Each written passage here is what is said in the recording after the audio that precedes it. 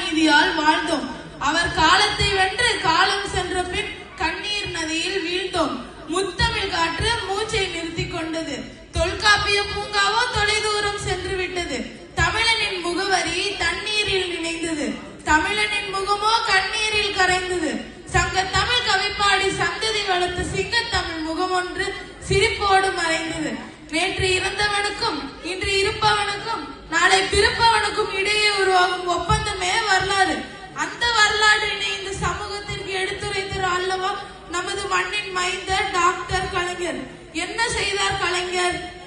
தன்னிகரைத்த உழைப்பாளி, தனித்தன்மை கொண்ட அரசியல் சகாப்தம். தனது 16 வயதில் பத்திரிகையாளர், 20 வயதில் வெற்றிகரமான வசன கருத்தா, 50 ஆண்டுகள் தமிழகத்தின் மாபெரும் கட்சியின் அரசியல் கட்சியின் தலைவர் பணி, 5 முறை முதலமைச்சர் பணி.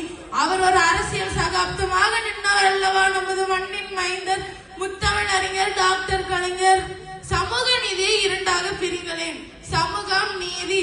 தன் சமூகத்தை உடன் பிறந்தவர்களாக நினைத்தால்தான் என் நண்பர்களே என எழுத துவங்கியவர் என் உயிரினும் மேலான அன்பு உடன்பிறப்புகளே என கூறி, எப்படி என் உயிரினும் மேலான அன்பு உடன்பிறப்புகளே. என்ன செய்தார் கலைஞர்? எதற்காக நவீன தமிழகத்தினுடைய சிற்பி என்று அழைக்கப்படுகிறார்? உணர்வு வாழ மொழியில் துவங்கி உயிர் வாழ உணவு, பிழைத்திருக்க வீடு, உழைத்திருக்க காடு, நிலைத்திருக்க கல்வி, நீடித்திருக்க மருத்துவம், ஊரொழுக சாலை, சேர்ந்தொழுக தொழில்நுட்பம் என்ற அத்துவயம் தந்து நவீன தமிழகத்தினுடைய சிற்பி என்று நிலைநாட்டியவர். நம் மாநிலத்தை விட்டு வெளியேறி பாருங்களேன், நாம் எவ்வளவு முற்போக்கான சிந்தனையில் பயணித்துக் கொண்டிருக்கிறோம் என புரியும். அதன் அடித்தளம் கலைஞரின் திட்டங்களும் உரிமை குரலும் தான் என புரியும். நாளை சமூகத்தில் எங்கினம் வாழ என்ன தேவை என்பது அன்றே யோகித்து அதுக்கு விதையிட்டு சென்றவர் அல்லவா கலைஞர்.